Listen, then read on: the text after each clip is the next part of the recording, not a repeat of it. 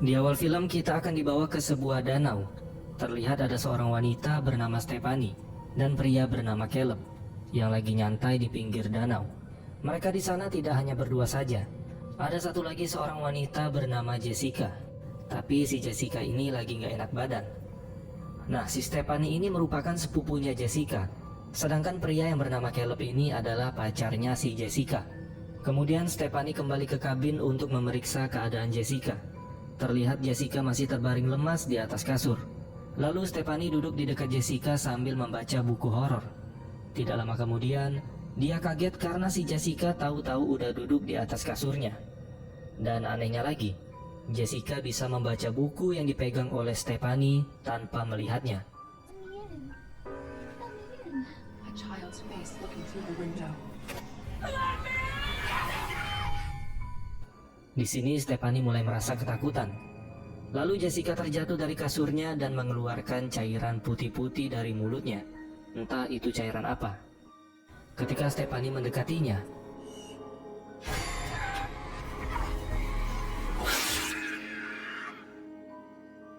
lalu Stephanie kembali ke danau dan menemui Caleb dalam keadaan kulit kepala yang sudah pelontos.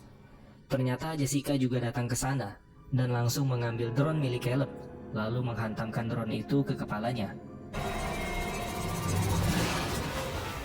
Di sini Caleb berusaha ingin membantu Jessica, tapi dia malah ikutan jadi korban.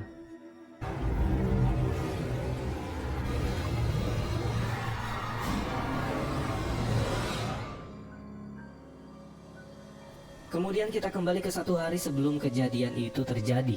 Di sini kita diperlihatkan dengan seorang wanita yang bernama Beth. Beth ini merupakan seorang grupis. Bagi kalian yang belum tahu, grupis itu semacam sebutan untuk seseorang yang ingin mencari kedekatan dengan musisi ataupun selebriti favoritnya, baik secara intim ataupun emosional. Ya, kalian tahulah. Jadi dia menganggap dirinya merupakan bagian dari kru salah satu band musik. Di sana Beth yang lagi di toilet sedang menggunakan test pack untuk mengecek kehamilan. Dan pas dilihat hasilnya ternyata positif. Kemudian kita beralih ke seorang perempuan yang bernama Ellie. Ellie merupakan seorang single parent dengan 3 orang anak. Anak pertama bernama Bridget yang kerjanya suka demo. Kedua si Danny yang suka nge-DJ. Dan yang terakhir bernama Casey, bocil kematian. Diketahui Ellie sudah bercerai dengan suaminya. Dan sekarang dia tinggal bersama ketiga anaknya di sebuah apartemen sederhana. Tidak lama kemudian ada yang membunyikan bel pintu mereka. Ternyata yang datang adalah Beth. Dan Beth merupakan adiknya Ellie. Beth mengatakan bel di lantai bawah sepertinya rusak. Si Ellie berkata dia sudah telat bayar sewa selama sebulan karena gedung apartemen ini semuanya sudah rusak. Jadi mereka berencana ingin pindah ke tempat baru yang lebih bagus. Dan info sedikit ya, gedung apartemen mereka ini dulunya adalah sebuah bank. Kemudian Ellie menyuruh anak-anaknya untuk beli pizza biar mereka ada cemilan. Ketika anak-anak sudah pergi, Beth bertanya kemana suaminya Ellie. Ellie pun menjelaskan kalau suaminya sudah pergi entah kemana. Suami Ellie percaya dengan membayar tunjangan anak, sama dengan mengasuh mereka dari jarak jauh. Beth berkata kenapa Ellie tidak memberitahunya. Kalau dia tahu dia akan secepatnya datang untuk membantu Ellie. Padahal Ellie sudah menelpon Beth bahkan 2 kali. Tapi tidak ada jawaban dari Beth. That was 2.5 months ago, Beth. Di dalam kamar mandi, Beth baru membuka pesan yang dikirim Ellie 2 bulan yang lalu. Saat dia dan suaminya akan berpisah. Di sini dia sangat merasa bersalah. Tapi Ellie tidak marah kepada Beth. Ellie tahu kalau Beth juga sedang ada masalah. Singkat cerita, anak-anak sudah pulang dari membeli pizza. Ketika mereka berada di parkiran apartemen, tiba-tiba terjadi gempa di sana.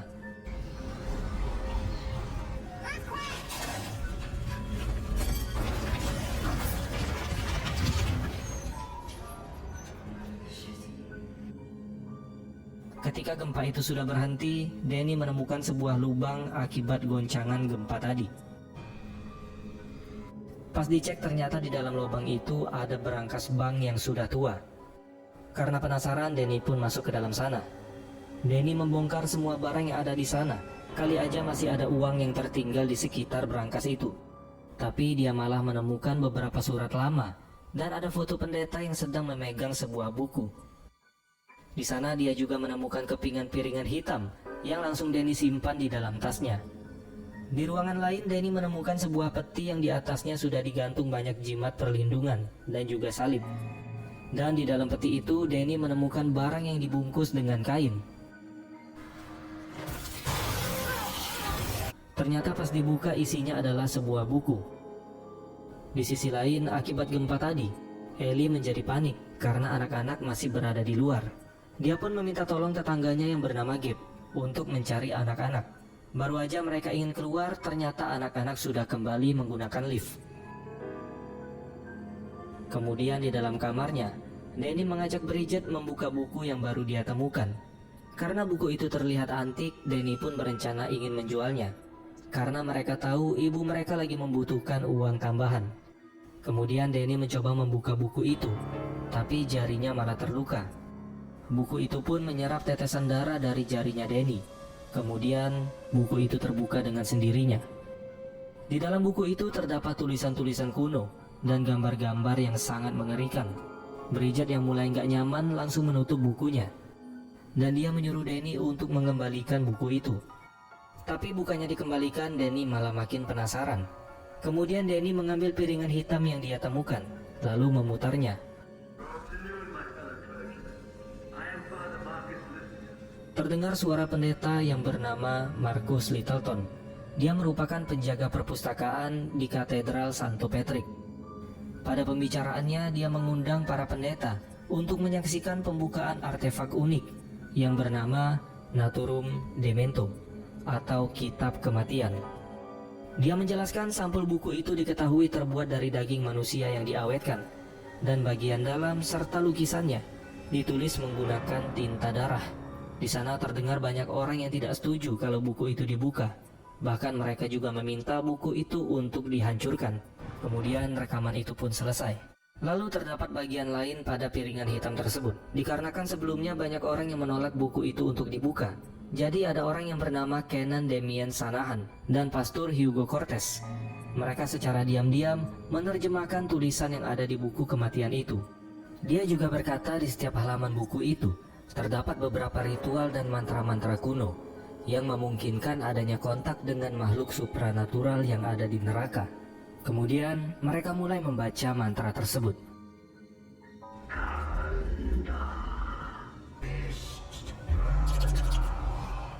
Di sini Danny berusaha menghentikan rekaman itu, tapi anehnya rekaman tersebut tidak bisa dihentikan.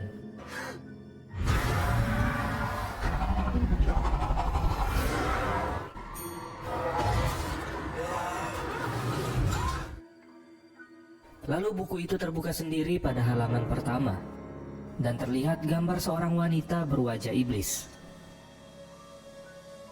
Lalu di dalam lift, Ellie mulai merasakan ada yang aneh, di mana dia mendengar suara bisikan di telinganya. Lalu kemudian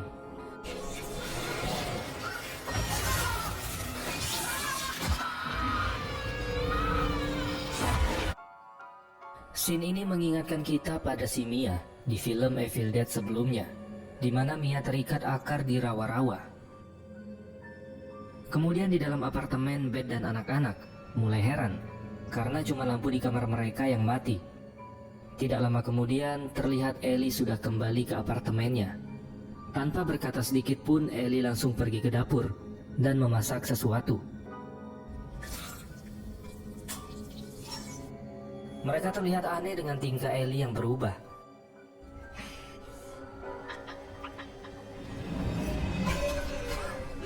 Lalu Ellie seketika tersadar dan berkata, ada sesuatu di dalam dirinya. Don't let it take my baby. Kemudian Ellie jatuh pingsan. Dengan cepat Danny dan Beth membawa Ellie untuk pergi ke rumah sakit. Sementara Bridget bersama Casey menunggu di dalam apartemen. Ketika mereka ingin keluar, ternyata lift tersebut sudah rusak. Akhirnya mereka memutuskan untuk lewat tangga darurat. Tapi akibat guncangan tadi, tangga yang menjadi salah satu jalan mereka pun ternyata sudah hancur.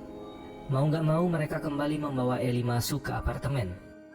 Beth langsung memanggil tetangga Ellie, yaitu Gabe sama Pak Fonda, dan dia menceritakan semua yang sudah terjadi.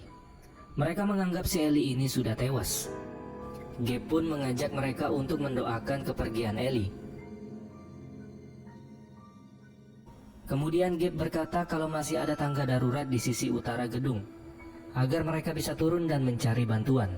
Tapi untuk menuju ke tangga darurat itu, mereka harus melewati kamar tak berpenghuni, dan mereka harus membuka paksa kamar itu terlebih dahulu.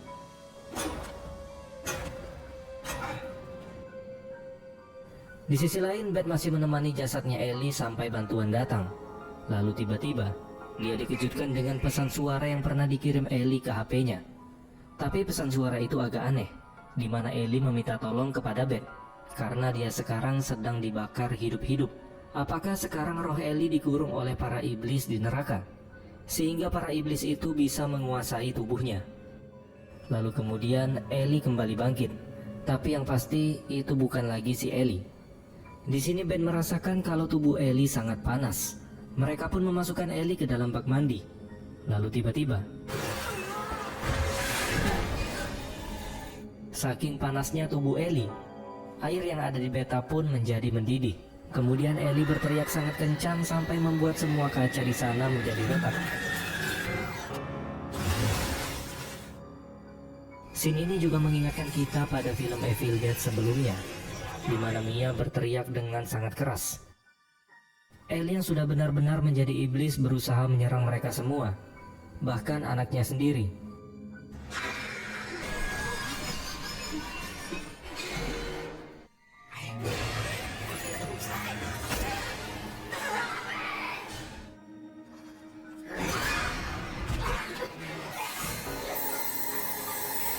Di sini Ellie berhasil melukai Bridget, tapi Danny langsung menolongnya.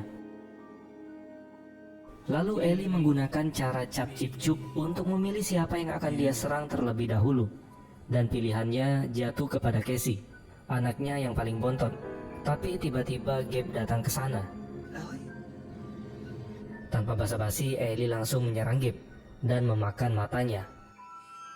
Lalu dia juga menyerang orang lain yang ada di sana. Karena ada kesempatan, Beth langsung menutup pintu apartemennya, biar Ellie nggak bisa masuk ke kamar mereka. Ketika sudah tidak ada suara, Beth pun mengintip situasi di luar kamar. Dia melihat Ellie yang masih kesurupan sambil mengejar seorang anak kecil.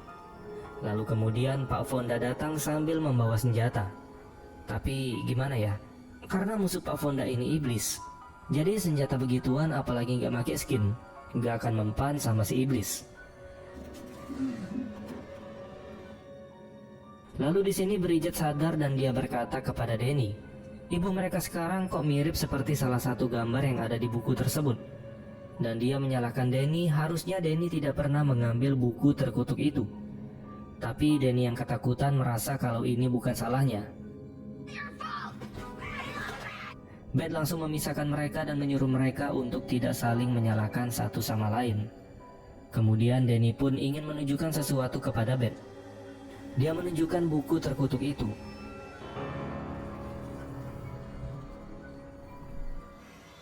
Dia juga menunjukkan piringan hitam, di mana piringan hitam itu berisi suara pendeta yang membaca mantra-mantra yang ada di dalam buku tersebut.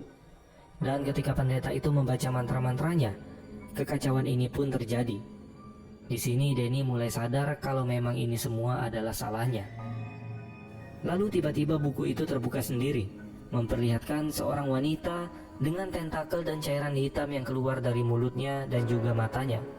Gambar itu akan memberikan pertanda kepada Bridget. Akibat luka dari serangan Ellie sebelumnya, membuat Bridget perlahan juga ikutan terkena kutukan. Terlihat cairan hitam keluar dari mulut, hidung sampai ke matanya. Lalu dari mulut Bridget keluar banyak serangga kecil. Lagi-lagi di sini hampir sama seperti film Evil Dead sebelumnya.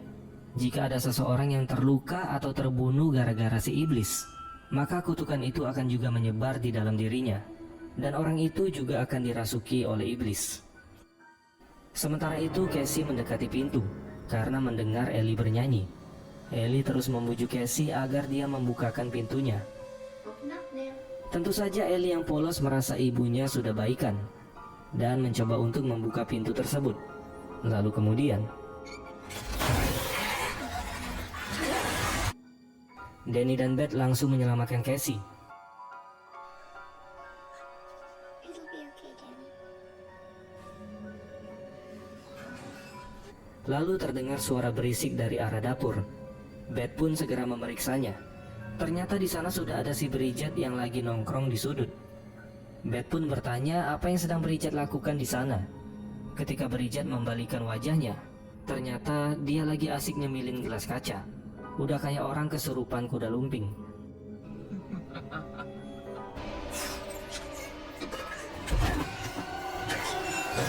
Kemudian Bridget menangkap parutan keju tersebut dan memarut betisnya Beth. Yang dimana pasti itu lebih pedih daripada betis cabai-cabean yang terkena knalpot motor RE King. Kemudian Bridget mengejar Danny masuk ke kamar, lalu menyerang Cassie. Ketika dia mendekat, Bridget tertusuk tongkat yang dipegang oleh Cassie.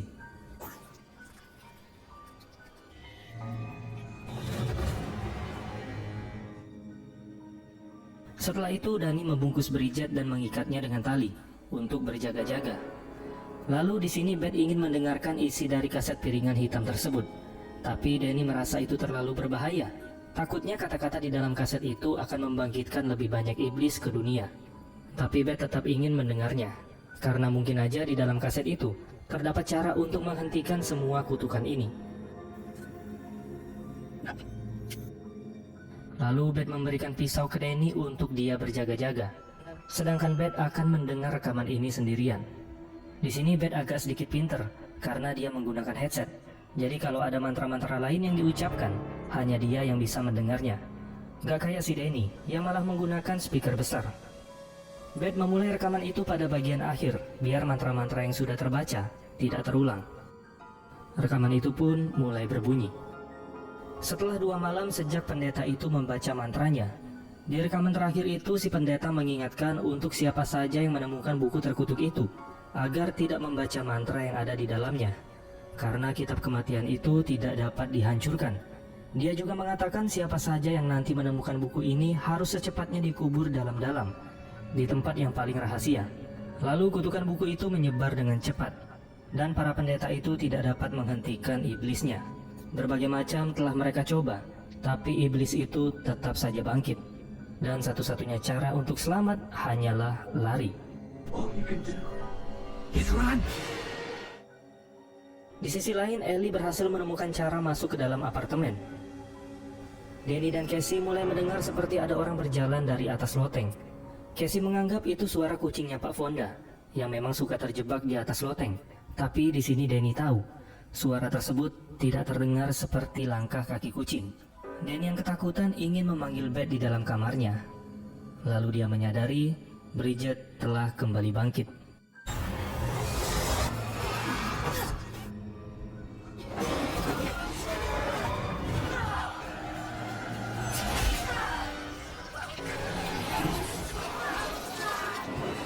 Told you should have put the book back, Danny.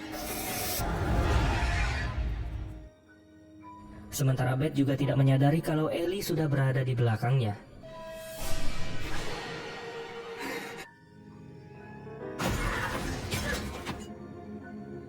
Di luar, Beth menemukan Danny yang sudah sekarat akibat diserang oleh Bridget, dan akhirnya dia meninggal dunia. Ellie kembali menangkap Beth, dan di sini iblis itu tahu kalau Beth sedang hamil. Two souls. Lagi-lagi Beth berhasil selamat. Dia langsung mengajak Cassie keluar dari apartemen tersebut. Di luar kamar apartemen, Beth melihat pemandangan yang sangat horor, di mana seluruh penghuni di apartemen itu sudah dibunuh oleh Ellie.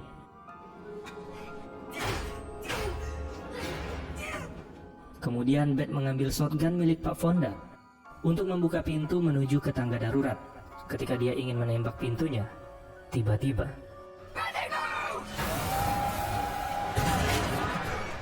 Beth kembali menembak tangan Ellie sampai copot. Lalu kemudian terlihat Danny dan Bridget kembali bangkit. Bahkan bukan hanya mereka, semua orang yang tewas dibunuh oleh iblis itu bangkit kembali. Beth langsung mengajak Casey masuk ke dalam lift, dan ternyata dari tadi lift itu tidak rusak. Hanya saja pintunya terhalang oleh kunci mobil. Di dalam lift, mereka kembali diteror dengan darah yang tiba-tiba muncul memenuhi lift tersebut. Sementara para iblis yang sudah bangkit, mereka bergabung dan berevolusi menjadi iblis Kopet, atau rajanya iblis. Kemudian iblis itu mengejar Beth melalui gorong-gorong yang ada di atas lift. Untungnya sebelum mereka tenggelam di genangan darah, lift itu sudah sampai di lantai bawah.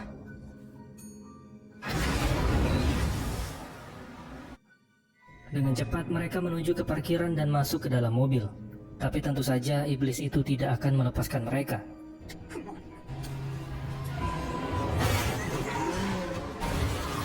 It's coming!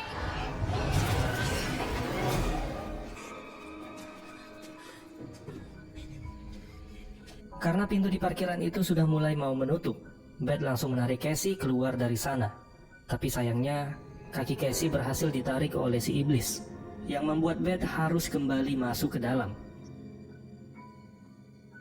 Iblis itu mengambil gergaji mesin untuk membunuh Casey. Tapi untungnya Beth segera datang menyelamatkannya. Beth langsung mengambil gergaji mesin yang dilempar oleh iblis itu. Dan seperti ciri khas di film Evil Dead, gergaji mesin adalah senjata yang paling OP. Beth langsung menyuruh Casey untuk menghidupkan mesin penggiling tersebut. Dan dia mendorong iblis itu masuk ke mesinnya, yang membuat tubuh iblis itu perlahan hancur menjadi kopet-kopet kecil.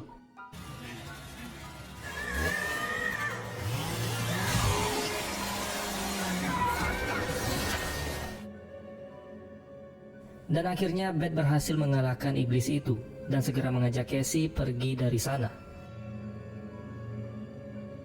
Keesokan harinya di apartemen itu kita melihat si Jessica, atau wanita yang kesurupan di awal film tadi, yang baru aja keluar dari kamarnya.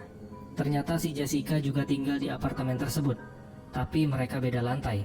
Ellie di lantai paling atas, sedangkan Jessica berada di lantai bawah.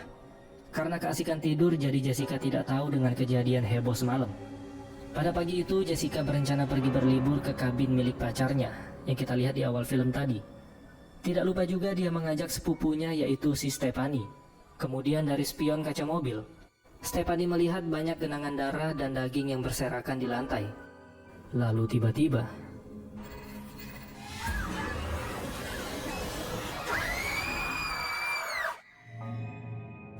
dan film pun selesai.